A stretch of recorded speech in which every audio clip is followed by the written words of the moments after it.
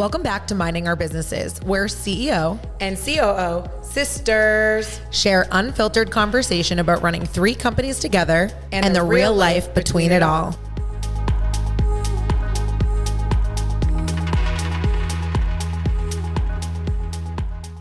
Carly and I are currently doing 75 soft, not 75 hard. V soft. Basically 75 soft is like a much less intense version. I think for us, we're just doing like 75 days of like sticking to commitment. And for me, I'm doing it very heavily on like a diet sense. Yeah. Like I don't want to do any cheating or moving off the path of what I want to do right now. I mean, honey, we're in wedding prep mode. Here we are.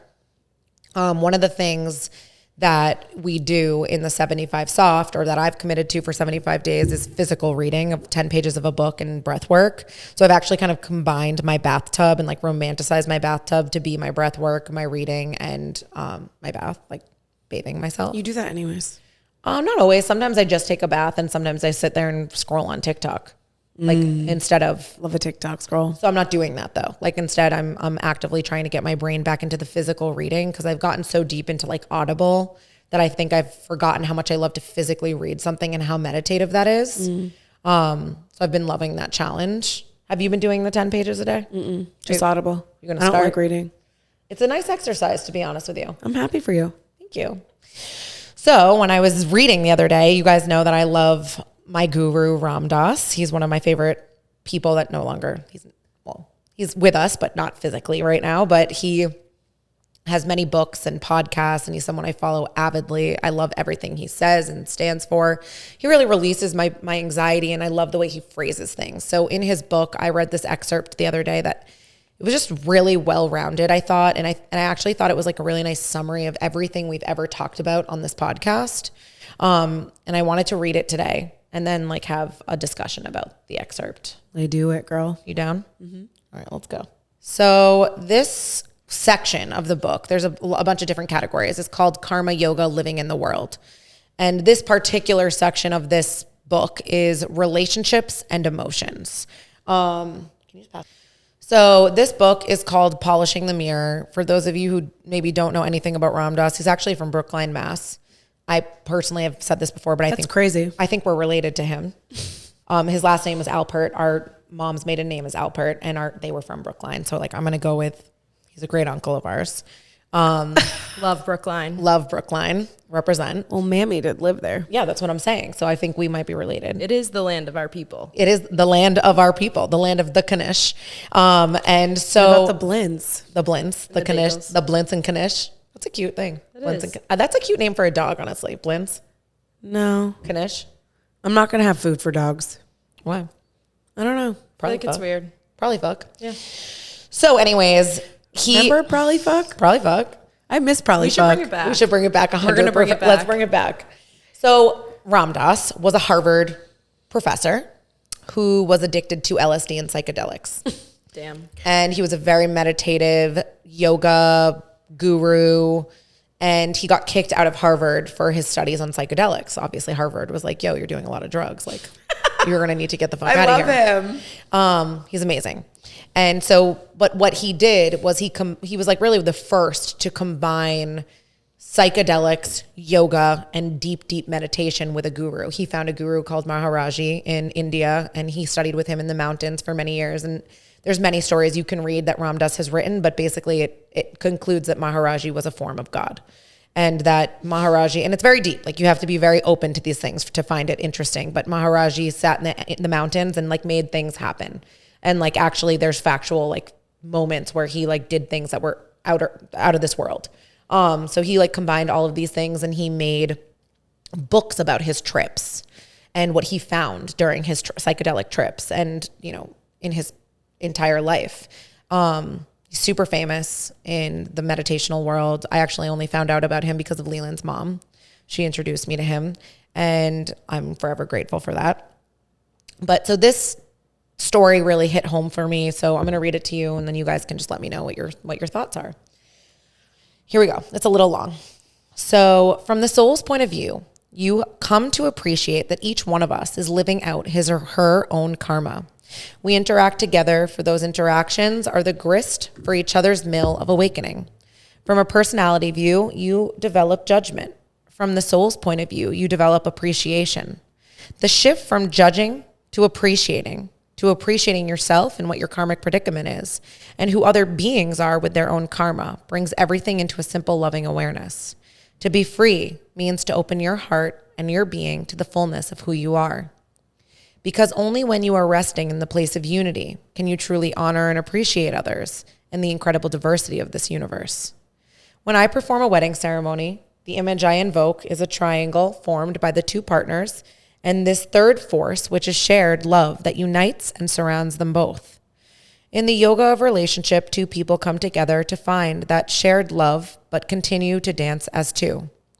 In that union, both people are separate and yet not separate. Their relationship feeds both their unique individuality and their unity of consciousness. Love can open the way to surrendering into oneness. It gets extraordinarily beautiful when there's no more me and no more you, and it just becomes us. Taken to a deeper level, when compassion is fully developed, you are not looking at others as them. You are listening and experiencing and letting that intuitive part of you merge into the other person. And you're feeling their pain or joy or hope or fear in yourself. And then it's no longer us and them, it's just us. Practicing this in your relationship with others. Practice this in your relationship with others. So this is not just talking about a romantic relationship. It's also just any relationship that you have in your life. Yeah.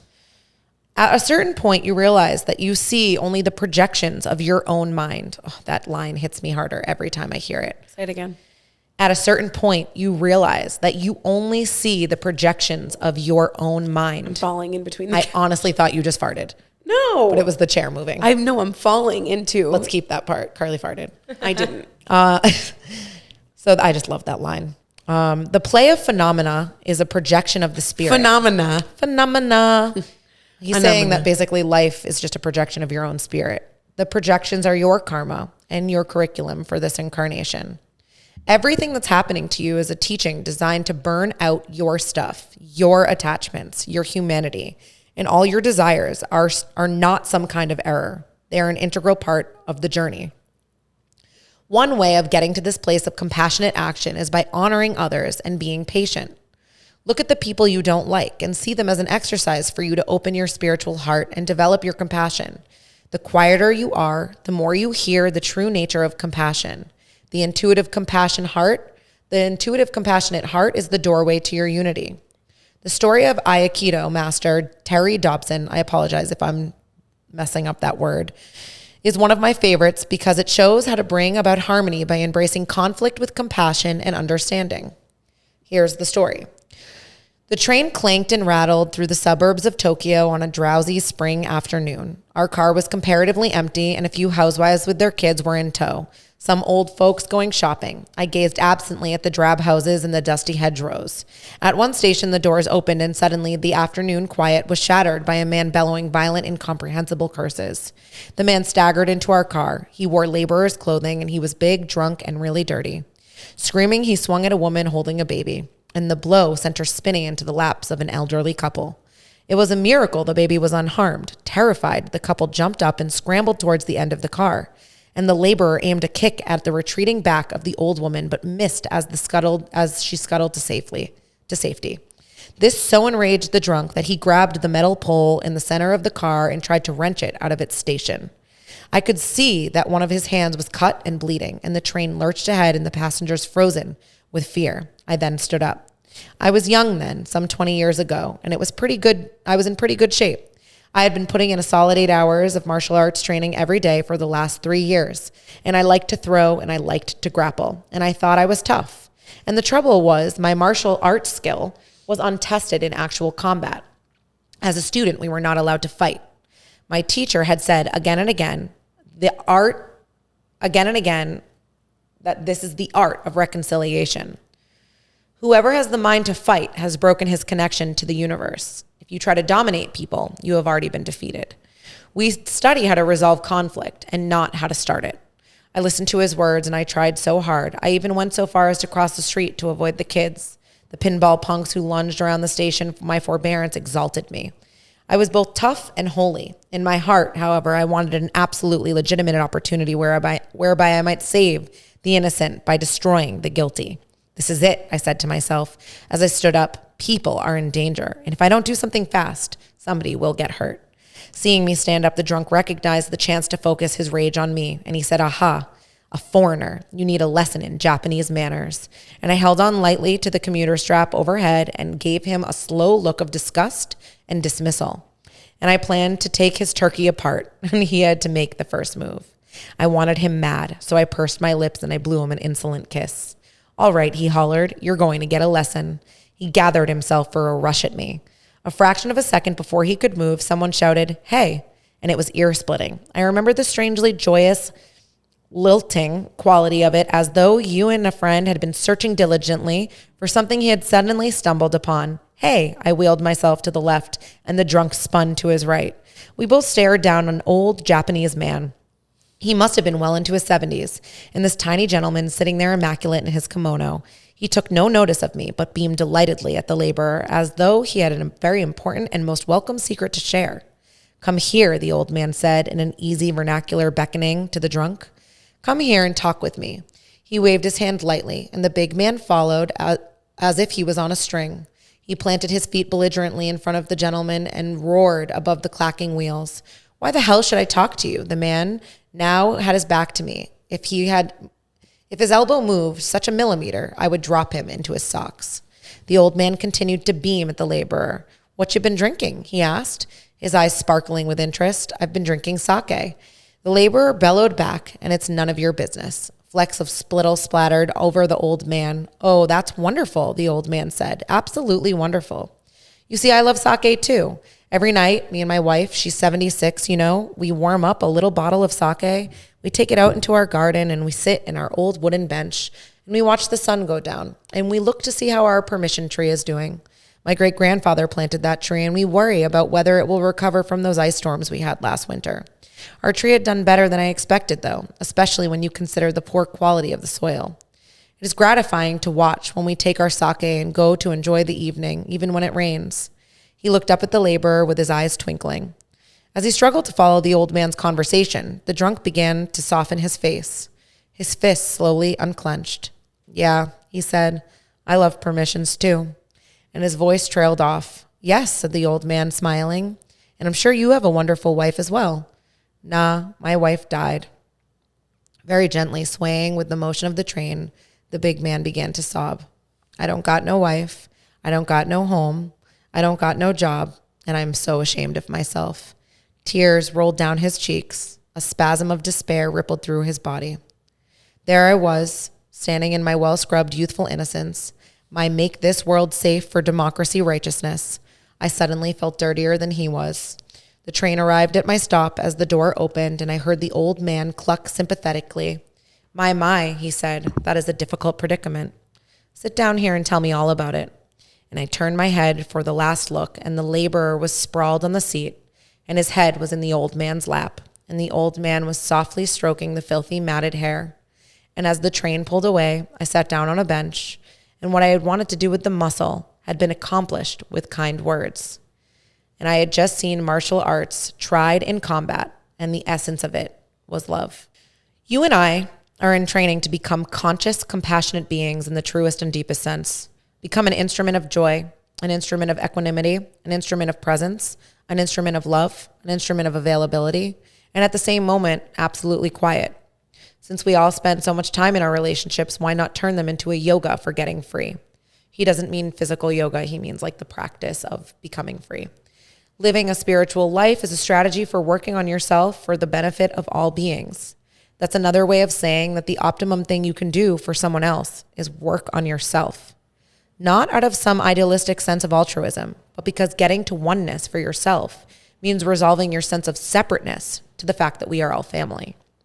Use every situation you have with other people as a vehicle to work on yourself and see where you get stuck, see where you push, see where you grab, where you judge, where you do all the other stuff. Use your life experiences as your life curriculum. When I look at my relationships, my own and others, I see a whole range of reasons we get together and why we interact. Some are transactional, but the other deeper impulse of every human relationship is to evoke the love and the oneness that unites us. But what actually happens is the many relationships reinforce our separateness because of the misperception of ourselves as separate beings and because of our desire systems, which are based on separateness or our ego. Relationships only work in a spiritual sense when you and I really see that we are one. Relationships and emotions can reinforce our separateness, or they can be the grist for the mill of our awakening. When it comes to the love relationships, we are like bees looking for a flower. The predicament is that the emotional power of loving somebody can get you so caught up in the interpersonal melodrama that you can't get beyond the emotion. And the problem with interpersonal love is that you are dependent on the other person to reflect the love back to you. And that's the part of the illusion of separateness. The reality is that the love is a state of being that comes from within you. The only thing that you really ever have to offer another person is your own state of being. When you are not entrapped by another person's appearance or their behavior, you can see beyond all of that and get to a deeper level of their being because your mind has tuned into itself. You've shifted your focus just that little bit to see their soul, and the soul quality is love. When I was growing up, I used to be somebody. We were all in somebody training those days. You become somebody, and then you tell everybody who you are. You hand out your business cards and you say, how do I do? I am somebody. And how do you do? And I do such and such. Everybody is very important and everybody is very special. And each person assesses how much more important they are than everybody else. And we were all in training, and I became somebody my parents wanted me to be special. And my educators wanted me to be special. And they trained me how to do that. And it's called ego structuring. I really made it. I was really somebody, and my parents were proud of me. I could look in their eyes and see pride and appreciation, and that part was gratifying. The only problem was I felt lousy inside. I felt like somehow I should be happy, but I wasn't happy. And I thought, well, happiness isn't everything, is it?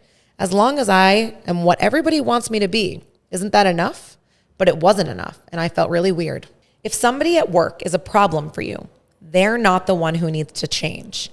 If someone is a problem for you, it's you who needs to change. If you feel they're causing you a problem, that is your problem. It's on you. Your job is to clear yourself. If they're creating a problem for themselves, that is their karma. When Christ was being crucified, he talks a lot about different religions. He was Jewish, Ram Dass, but he believes in oneness. Mm-hmm. So he believes all religions are one. Mm-hmm. When Christ was being crucified and he said, forgive them, for they know not what they do. He was trying to help others out of being a problem for themselves. They weren't a problem for him because he was clear. Ideally, you clear yourself right in the situation, but often it's too sticky and you can't do it. Step back and then do the practices you do in the morning and the evening or on weekends to stay clear. Do the stuff that quiets you down inside.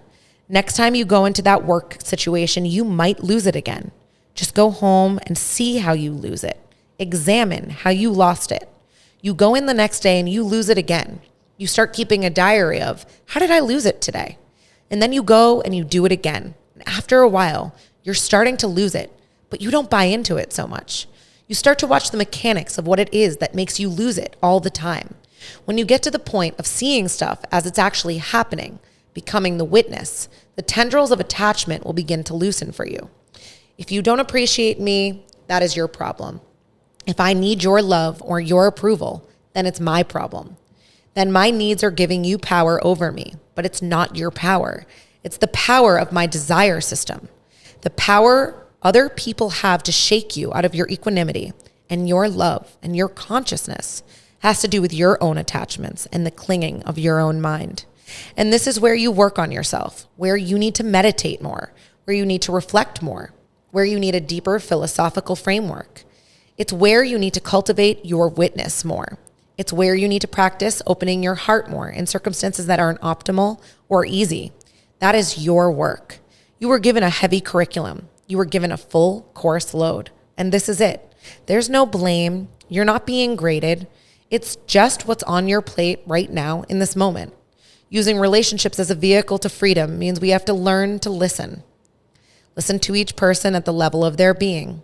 The art of listening comes from a quiet mind and an open heart. Listening uses all of your senses, and it is a subtle skill. Listen, just listen, not only with your ear, but also with your being. Your being becomes the instrument of listening. Your sensing mechanisms in your life are not just your ears, your eyes, your skin, your analytic mind. It's something much deeper. It's some intuitive quality of knowing. With all of your being, you become an antenna to the nature of a person. Then, for the relationship to remain as a living spirit, one of the best ingredients to put into the stew is your truth. The end. What's funny is I was just thinking about like when you're first born in this life, like you know nothing. Nothing. Or do you know everything? Well, like the world just gets to you in these ways that like teach you these things that like make you react or make you feel a certain type of way, or you're raised a certain type of way. Shape you. In who you are. And like we're all just like beings kind of going our own route of like growing with our own families. I have this constant reminder that like the world gets to you, but like you always need to like revert back to understanding, To oneness.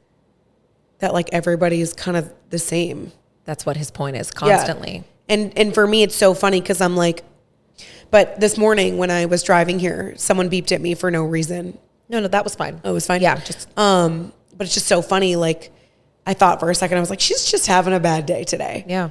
And then I moved on from it because normally I would have like major road rage because like I can have major road rage. But it's funny just to hear that whole story unfold. Like at the end, the guy who was doing the work ended up feeling worse because he was about to use violence to stop a problem. Well, you could feel the rise of the situation. Like I found it interesting that they're like babies and children and elderly are a big at risk. situation, yeah. And of course, everybody's first reaction would be like, "Fuck that guy, fuck that situation." Like he's a jerk, right? I find that my heart generally now is conditioned to go first to the compassion, and I find that most people don't understand that, and I sometimes feel alone in that, and it's almost a sad place to be because then I have to explain my thinking or my positivity, but my mind really does first go to questioning, is that person okay? I think it depends on the situation for me. And maybe that's something I need to work on because I don't always go there. And it's not because I'm not a compassionate person, because I actually think that You are I very am. compassionate. I think it's just, again, like I said previously, I think the world just gets to you and you just have these like skewed visions of people in your life or people that are near you. Well, if you think about it, really, one thing I had a download about after I read that story alone was that we are all just walking representations of everything we've ever personally experienced. Right. So everything that you see coming out of someone's mouth or something that they're doing or acting upon, somewhere, at some point in their journey, compassionately speaking, they experience that. Well, the thing about Ram Dass that I love too is that it's not just blaming yourself. It's also, well, it is blaming yourself completely, because it's like you also have to take the time to look inside and be like, why did I react that way? And be like, okay, well, maybe it's like something that's really inner going wrong with myself, you know? Like That's cultivating the witness. It's one of his biggest topics. because to me, like when I'm like mad at myself or irritated with myself for something, I'm just like, even, and I've said this before, like Joe's my person for this, like I'll complain and then I'll stop myself and be like, well, it's like completely my fault, you know? Or it's like, I completely procrastinated on that, or I completely lost track of time or got really busy or whatever. And he was like, I agree with you. Like, you know what I mean? You just kind of need those people in your life that like bring you back down to earth when the world is getting to you. It's very healthy to be surrounded by people who understand those concepts. I held because you're saying you feel alone in that. I held Mike's hand last night because I said I had bought someone a very exaggerated gift recently. Probably spent too much than I should have. But I love gift giving. And Do I know the gift? Yeah. I'm not going to state it here, but like I just wanted to give this person a gift. I felt compelled to do it. And as my husband, he could have judged me in that, like in my choice to do so. He looked at me at dinner and I said, because when I gave... Did he not know? No, he knew. He was a part of it with me, but I recognized that he could have said that was excessive or stupid or judged me for it, right? But it was something I wanted to do. I felt compelled to give this gift. And I loved the way that he was a part of it with me. And like, instead of him judging me, because it's a little bit outside of his like comfort zone, He walked into the room when I gave this individual the gift and smiled, and I saw him enjoy the moment with me, like actually engage in it. And I said to him at dinner, I held his hand, I was like, I love the way that you handled that. I was like, because you could have shit on me for doing that. He was like, I respect where it came from. Like that it was like a beautiful, compassionate thing. And to me, like that situation was just so beautiful because like it could have prompted a husband and wife fight. Yeah. Do you know what I mean? I guess not align. No, I understand what you're saying. I just truly believe that I'm going to do whatever I want. Well, yeah, of course. But there's some decisions that as husband and wife that, you know, you'll always run into disagreements. And you'll always run into... I just wouldn't think that Mike would ever care about that. Maybe I don't know. Well, some people have money on the table. You're coming from an angle like where you are earning your own money and I'm earning my own money. Yeah. And so when I spend my own money, I don't want to be questioned. I just, from knowing the gift and like what it was for, I would think that Mike would understand. Like, I think he would always be on the same page with you about that. I guess I was just taking a moment to appreciate that he was. Yeah, I because understand. He could have, and it would have just been annoying to me if he didn't. And I would have been like, I want to do this, you know? So I just like think that those people that like understand compassion are important. I think that's when you find, I think we've previously talked about like twin flames. Definitely. And like, I think I love those moments in relationships where you're like on the same page about something you thought you wouldn't have been. Oh my God, same. I know exactly. It's like my favorite thing. And honestly, this is so embarrassing, or maybe it's not, but like sometimes it's just like food related for me. Like we're like both really want Chinese. No, I love that. We both really want Chinese food. Like, I love when we agree on dinner. When we agree on lunch at work, it's like so it's fun. an equanimity. It is amazing. We are oneness. But when we disagree, it's a upsetting. problem. It's a problem. Yeah. I agree. But just like, I agree with you. Like even when I'm choosing things for the wedding and like, I'm like being excessive and I'm like, I need these flowers to be like this crazy. And like, he's like, oh, it's not that bad. I'm like, okay, Yeah. Cool. So just like for stupid things, like just being on the same page, but I love that feeling. What else did you feel when I read that story? Like what was any other blind reactions for you? I think I was just honestly, maybe this is selfish, but I was thinking about myself. That's normal.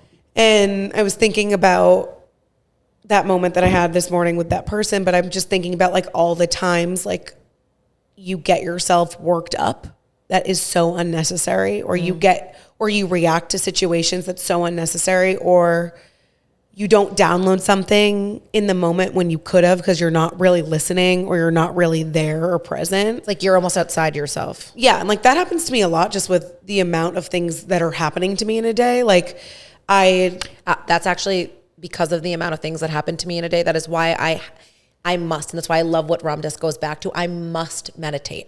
Yeah, because I know that's why you push that. Gain clarity on all the you shit that happened. You are a very present person. I always say that to you. Like I try hard, but it's every day I'm working on it. I mean, it's definitely not an easy thing to do. It sitting in a meeting, even if I'm completely interested in the topic and like love whatever we're talking about, like being 100% present and opening your ears and really listening with your whole being. It's a lot of brain power and work. Yeah, well, I think Carly might be referencing, we have a really hard day on Tuesdays. We sit in meetings from, I'm not going to say hard, it's a challenge. Yeah. Because there's a structure to the meeting we like to have, and we have that meeting from literally 9 a.m. to 4 p.m. Yeah. And it's repeated all day, and it's a lot of thought-provoking But things. honestly, that also turned into our Wednesdays too, Yeah. which was like, which I love. I wouldn't change it. I love it. I wouldn't change it. It's wonderful. But it's a like, mind fuck. I forget that like giving your whole self and your whole being to someone or something, regardless of what it is a lot of work. Oh my God. Well, I have to like on Tuesdays, and I have to like download the conversations we had, because I'm present, I'm here, I'm listening, I'm focused, I'm prepared. But then I need to like take time to have the meditation and the clarity to understand what was said, why someone said something the way they did. Is there a deeper meaning? And as a leader, that's where I think I thrive, is getting to that root after the fact. Yeah. And I just think that story is really beautiful in the way it turned out. Like this one man who seems to be very meditative, obviously, who drinks the Japanese man. Yeah. He drinks sake with his wife, and he found a correlation moment to this guy to get on the same page with him, to remember that we're all humans, and then brought him back down to earth. And he's the one that stopped bad things from happening. He is. So most of us probably, Carly's statistic, 90% of us probably would have tried to fight the guy and gave him anger. I would say probably more than 90% Yeah, of people I would not have approached that situation people- with compassion. And I would say probably even some meditative people would have. I'm sure you're very meditative. There's times where you're, I mean, of course, the first thing I thought of when I was reading that story blindly Don't touch the child. Is the child Yeah. okay? Like, that's Yeah. the first thing I'm wondering. And like, I'm like, how could you hurt a child? But then when you ask yourself, if you pull yourself back and you're like, I wonder if this person could be in pain. sometimes I try to do that with my friends as you grow up too. Like, you know, the drama that comes with friend groups and friendships, and you never know what someone's going through. And I try to like switch my brain from that 20-year-old self to, you know, the 30 vibe. And it's just like, before sometimes I catch myself going in between and I'm like, why are you talking about this? Or like, why are you saying that? Well, Carly, or like, one thing you've said like 3 times now is that you've done a better job recently of cultivating your witness. yeah. I mean, It's not a always. daily job. Not always. Like, Cultivating the witness doesn't mean you were perfect in the moment. It means Yeah. you were able to look back and reflect, how was I in the moment? that's something I'm really good at.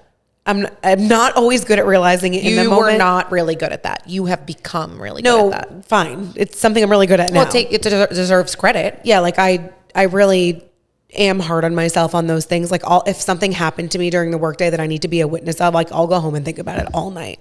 And then I'll actively do I things. see you do it. I know when you're gonna do it too. I did it last night. I know you did. I was like, I know you did. and I don't care. Like, And it was so funny. I was literally filming content in the shower. I knew why you were calling me.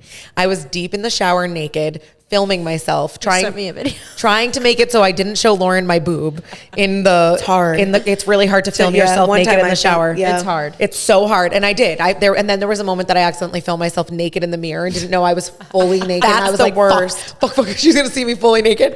So I had to go back through every video and make sure I wasn't she naked. probably has.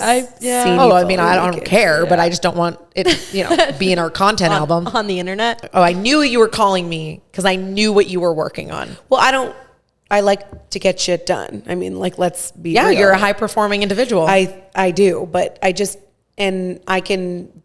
can give myself grace in moments and know that like there's other things I do really well and there's things that I could work on. But I think for myself in the being of this world, like I love the fact that we're all on the same level playing field. And if we look at each other like that, then this world will be more peaceful. Well, that's to me why I was motivated to read that story, because I think that the lessons from it could literally solve They're wars. like endless. That's the thing, is like everyone believed that. The tough part is that the pessimist in me is like, how would everyone believe that? Because it's a tough thing. Well, that you would have to have faith, and you'd have to believe in the awakening of the universe. You'd have to believe that the universe could believe that. So I think one thing that we can do is this podcast and read stories like that, have conversations like this that influence other people listening to feel something that makes them understand that concept. And something I want to get better at is like being a witness in the moment before. Like I think I've been better at being the witness after the fact, but like I think it's stronger to be witness in the moment, you know? I don't know if that, so like even when you're putting in the work, like I'm someone who definitely does put in that work and recognizes like if somebody asks me to do something and I'm like, nope, I haven't meditated in a while, I need to go do that instead, I will say I'm not available. If someone calls me and I'm meditating, I'm not available. I know what the priorities I need to have. Recently, when the girls stopped sleeping for 2 weeks, like they were like up all night, I lost my ability to like function because I was so tired and I was like working so hard, and I'm like, I was on a treadmill. Again, a lot of the brain, like it's a lot of brain work. It's a lot of Yeah, brain work, it but I was is. exhausted. And so I found that my meditation took a backseat burner, and it was really very minimal. And I found myself in a situation in the parking lot. Someone had parked. And I love this. I normally do not have confrontations where I don't approach with love. Yeah. I take pride in that. There was a woman who had parked in my spot, and it happens every day. So I was like boiling, and it happened like I think 10 times that week. So I looked at her and I was like, "Are you going to parlor?" And she was like, "No." And I said, "Well, can I just tell you that the sign says parlor? So could you please next time not park in that spot?" At first I was still nice, even though I was like frustrated. You can still like have a tired. situation and be nice. Yes, but then I was like, I actually probably wasn't as mean as I thought. I was just like, "Can you please not park there next time?" And then she was like, "I'll do what I want." And then I kind of got triggered, and I was like, "Well, like you won't," because like I've been fighting for years in my lease, in my contract, to have that spot. Like I'll tell you. that's my spot. And I was like, don't park in my spot. And then I kind of like started to spiral, and I was like, where were you coming from? What business were you coming from? That's what I said. And she was like, why do you need to know that? I was like, I need to know that because you're coming from a business that's parking in my spot, and I want to know what business you're coming from. And she was like, you're being rude and stupid. Slammed her door and drove away. And I like was racy and purple, and I was trying not to be.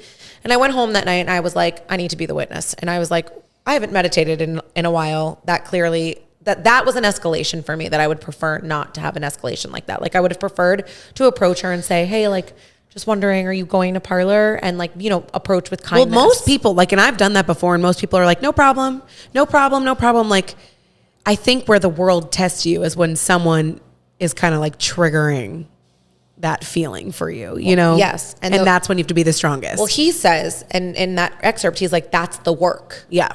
That's the work. That's Like your you can, assignment. You can do the previous work. You can be proactive. You can do the breath work. You can do the brain work. But when a situation approaches you, it's like, what are you going to do? Well, what Ram Dass is saying in shorter words is, when that situation happens, that's what you should meditate on. Right.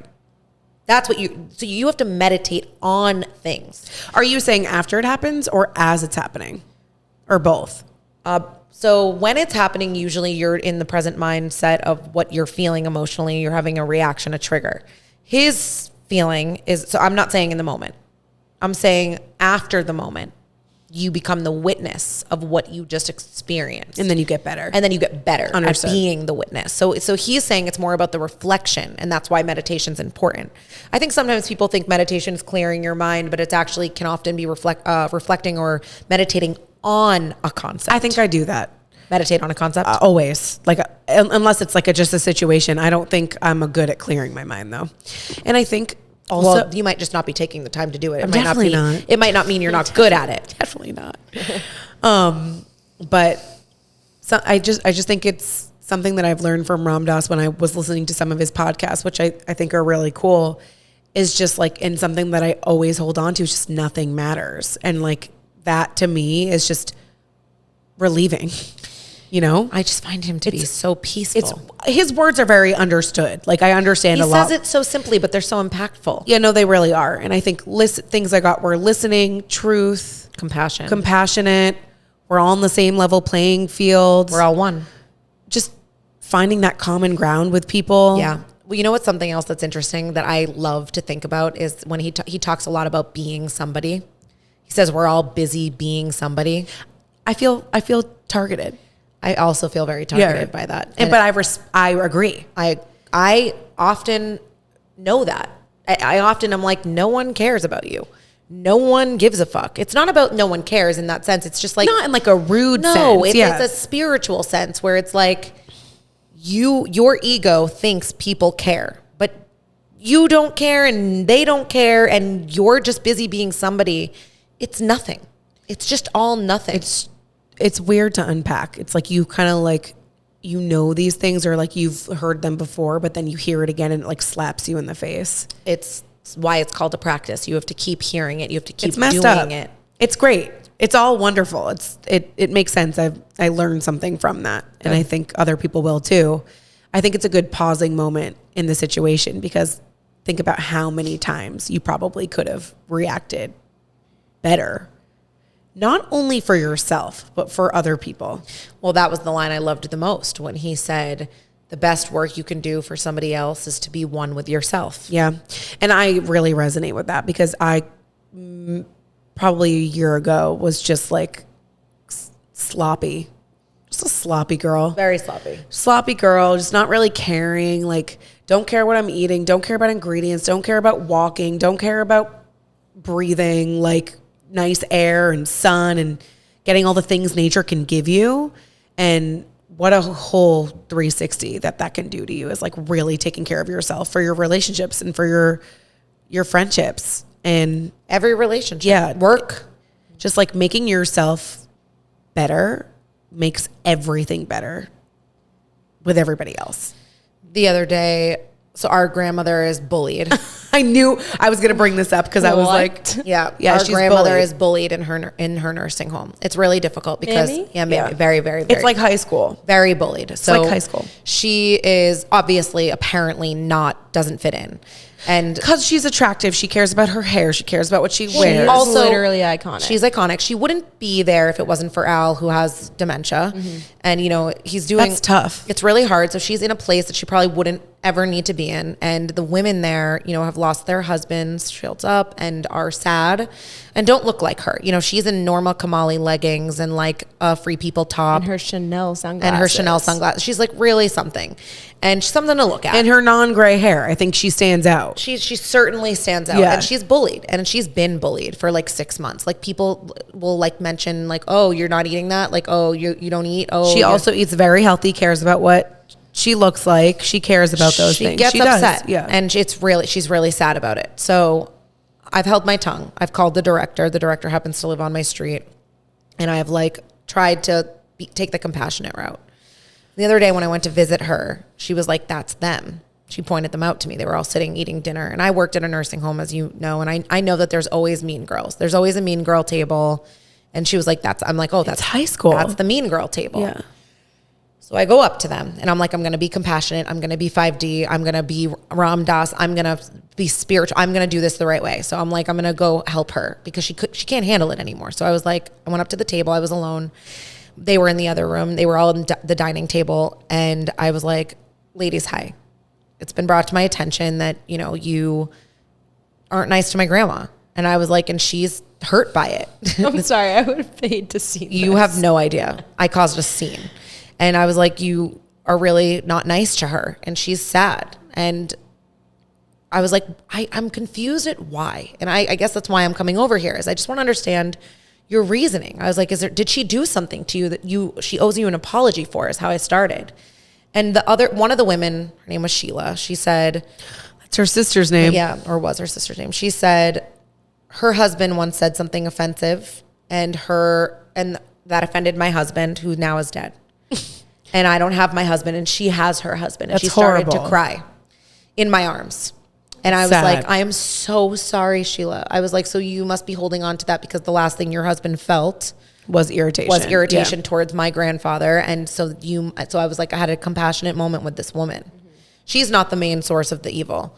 And I looked at the real evil woman and I was like, so what? I get her problem. Can you explain to me your problem? And she was like, I don't like the way she looks. Ooh. And I was triggered and I was like, okay. I was like, so let's work through that together. I was talking just like this, really soft and calm. I had the baby in my hand, I had Sadie in my hand. And I was like, so you don't like the way she looks at you? You don't like the way she looks physically? What is that? And she was like, I just don't like the way she looks. She doesn't dress her age, and had all these opinions. And I was like, but did she do something to you? Or you just simply don't like the way she looks? And she was like, you're nasty just like your grandma. And I wasn't being nasty yet. And I was like, and she was like, and I just don't like her. I was like, that's not nice. And I was like, and you guys, none of you want to be here. She was like, I don't want to be here.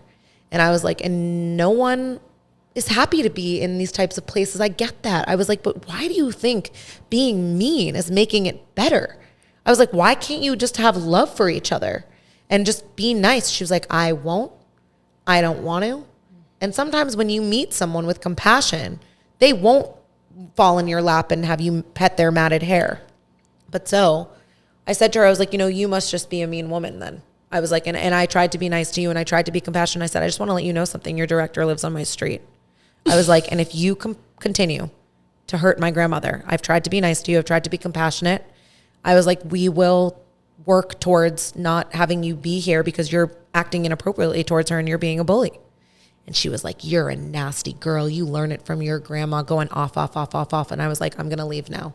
And I walked out and I said to the woman, Sheila, I said, I will make sure my grandma apologizes to you. I apologize if you were offended. And I said to the other woman, I have nothing left to say to you. And I walked away. We sat in the other room in front of the very hot fireplace in the 80-degree nursing home room. Cooking, playing with the babies. And the woman comes out of the dining room and she comes up to Mammy and she says, I'm so sorry. And hugs her and was like, I don't want to fight, Sydney. and they hugged each other and they made up. And I just found it to be a very interesting experiment of living in the fifth dimension and compassionate and kindness. And they're in their late 80s, you guys. Well, they probably didn't do a lot of this work. Definitely not. But my point is, like, you talk about being born. They're in their late 90s. We're all in our late 20s, early 30s. Where the Late strongest 20s, please. I think their Mid-20s. strongest time. You'll be in your late 20s soon. I wish I was in my early 20s. No, you don't. I'm kidding. I actually don't. I don't. I would never go back really in like time. 30s. I really like 30s. I think the most important time to do this type of work is this age.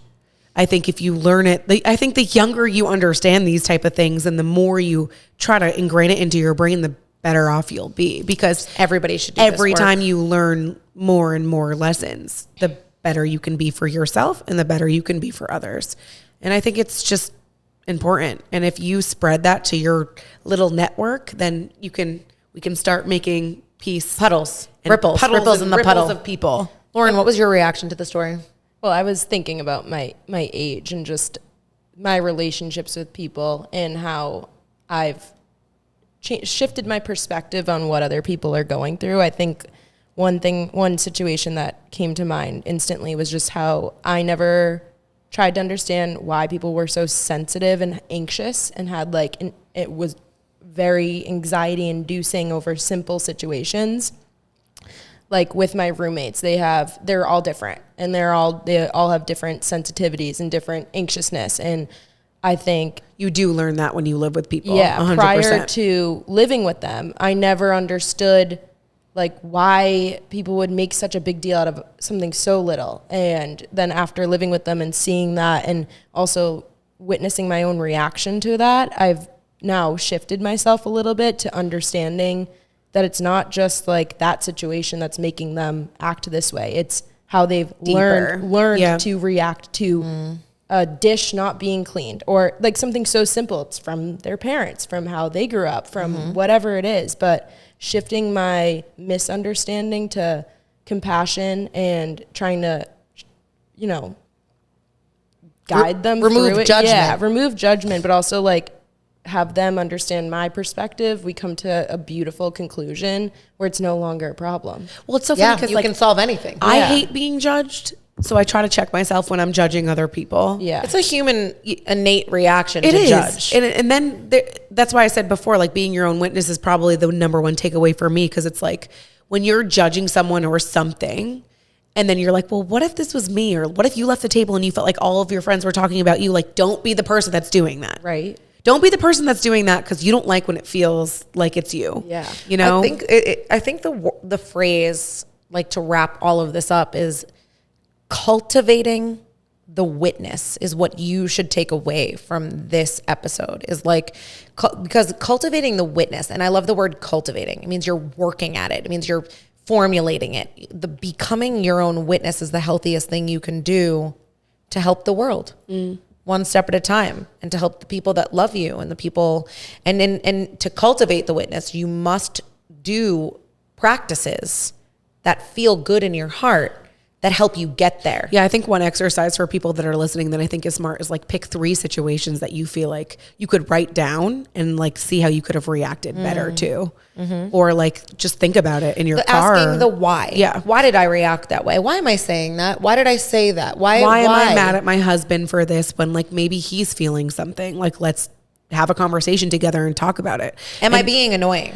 100%. Sometimes I'll literally, actually, there was a video I just sent to Joe where it's this girl who's she's going like this, and it's me talking to my husband who's downstairs and can't hear me. And then I get angry when I keep going Oh my God, that I go, happens to us what? all the time. He's like, Yes. what? And I go, what do you mean what? Can't you hear me? He's like, I can't hear you. I'm not ignoring you. I'm not being rude. I just can't You're hear at the you. furthest corner of the house. Right. Well, if you're being compassionate too, in even the smallest or the largest of situations, then what you're doing is thinking how that person must feel. So in Joe's situation, he's sitting in a room. He genuinely can't Minding hear Carly, his own business. and then she's a fucking mental case, and she's and so from his perspective, you're just crazy. 100%. But from my perspective, once I download after I've done it a couple times or see it on a funny meme, I'm like, holy shit, that's me. And you're a bad girl. Yeah. Bad, naughty girl. I hope you guys liked that story. I know there's a lot Loved packed it. I into loved it. And we can continue to do this because like this is the kind of things I read on a nightly basis. It's my favorite type of topic. We won't read, so you read, can to, read us. to us. I'll read to you. Book tour coming. Book tour. But yeah, no, I hope that your takeaway is that don't be perfect. Just cultivate the witness. Absolutely love it. Be forgiving, have grace, and more than anything, challenge yourself to remove judgment and replace it with compassion, because that man swinging drunk on the train, trying to hurt babies and elderly people was simply just sad. And from the business side of it, you have, for leaders, like number one attribute you need to have is compassion for people. Oh my God, it is Because a lot so of managers important. and leaders that I've known don't lead with that. And if you do lead with that, then you'll have a nice group of people that you get along with really well. It couldn't apply more personally and professionally, Absolutely. truthfully. Much All right. love. Namaste. We love you. Oh, and by the way, just to give credit where credit's due, that book is called Polishing the Mirror by Ram Dass. Nice. Over and out. Get it in the Amazon storefront.